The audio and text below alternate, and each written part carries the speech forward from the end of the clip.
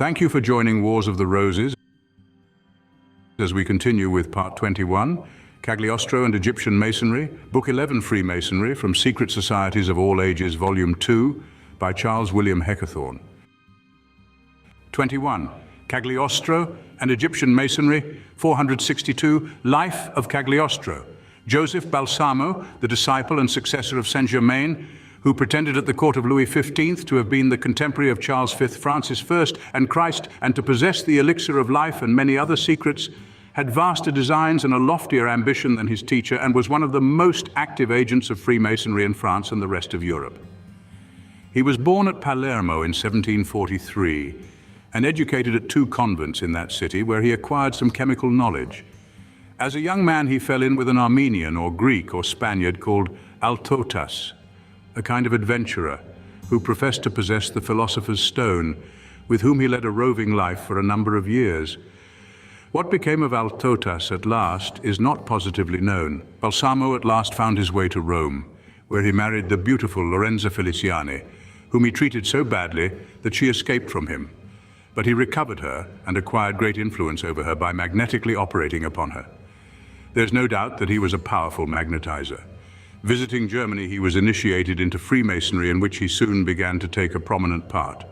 He also assumed different titles, such as that of Marquis of Pellegrini, but the one he is best known by is that of Count Cagliostro, and by his astuteness, impudence, and some lucky hits at prophesying, he acquired a European notoriety, and made many dupes, including persons of the highest rank, especially in France, where he founded many new Masonic lodges.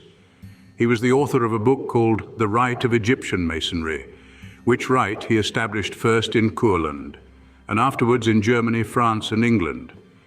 After having been banished from France in consequence of his implication in the affair of the Queen's necklace and driven from England by his creditors, he was induced by his wife, who was weary of her wandering life and anxious once more to see her relations, to visit Rome, where he was arrested on the charge of attempting to found a Masonic lodge, against which a papal bull had recently been promulgated, and thrown into the castle of St. Angelo in 1789.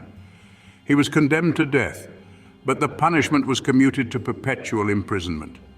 His wife was shut up in a convent and died soon after. Having been transferred to the castle of San Leo, he attempted to strangle the monk sent to confess him in the hope of escaping in his gown. But the attempt failed, and it is supposed that he died a prisoner in 1795. 463. The Egyptian Rite. The Egyptian Rite, invented by Cagliostro, is a mixture of the sacred and profane, of the serious and laughable, having discovered a manuscript of George Cofton, in which was propounded a singular scheme for the reform of Freemasonry in an alchemistic and fantastic sense. Cagliostro founded thereon the basis of his Masonic system, taking advantage of human credulity, enriching himself, and at the same time seconding the action of other secret societies. He gave his dupes to understand that the scope of Egyptian Masonry was to conduct men to perfection by means of physical and moral regeneration, asserting that the former was infallible through the prima materia and the philosopher's stone, which assured to man the strength of youth and immortality, and that the second was to be achieved by the discovery of a pentagon that would restore man to his primitive innocence. This rite indeed is a tissue of fatuities it would not be worthwhile to allude to, did it not offer matter for study to the philosopher and moralist. Cagliostro pretended that the rite had been first founded by Enoch, remodeled by Elias, and finally restored by the Grand Copt. Both men and women were admitted into the lodges, though the ceremonies for each were slightly different, and the lodges for their reception entirely distinct. In the reception of women, among other formalities, there was that of breathing into the face of the neophyte, saying, "I breathe upon you this breath to cause to germinate in you and grow in your heart the truth we possess. I breathe it into you to strengthen in you good intentions and to confirm you in the faith of your brothers and sisters. We constitute you a legitimate daughter of true Egyptian adoption and of this worshipful lodge." One of the lodges was called Sinai, where the most secret rites were performed, another Ararat, to symbolize the rest reserved for Masons only. Cagliostro taught that it would be given to the masters after 40 days of intercourse with the 7 primitive angels, and that its possessors would enjoy a physical regeneration for 5,557 years, after which they would, through gentle sleep, pass into heaven.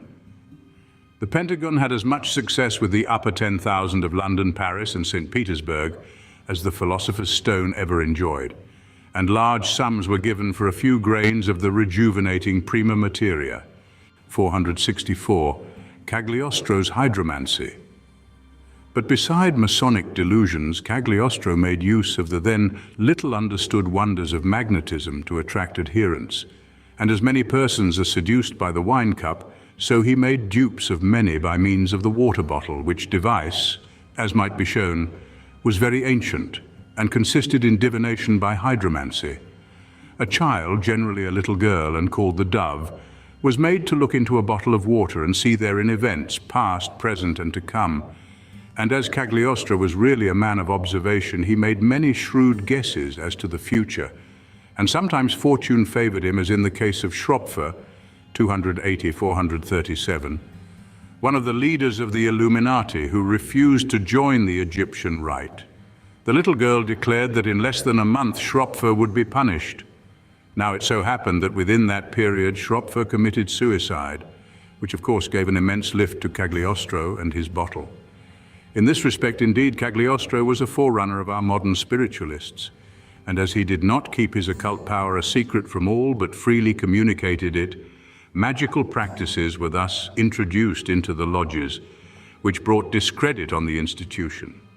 And all this occurred at the period of the encyclopedists and on the eve of mighty events. 465. Lodges founded by Cagliostro. He founded the first lodge, gorgeously fitted up, at Paris in a private house, and another one in his own house. A third was founded at Lyon, for which a special grand building was erected. It was declared the Mother Lodge and called Triumphant Wisdom. Its patent ran thus: honor, wisdom, union, beneficence, comfort. We Grand Copt in all eastern and western parts of Europe, founder and Grand Master of Egyptian Masonry, make known to all who may read this, that during our stay at Lyon, many members of the Lodge of the Orient and Ordinary Rite, which has adopted the distinguishing title of Wisdom, have expressed their ardent wish to place themselves under our rule to be enlightened in true Masonry.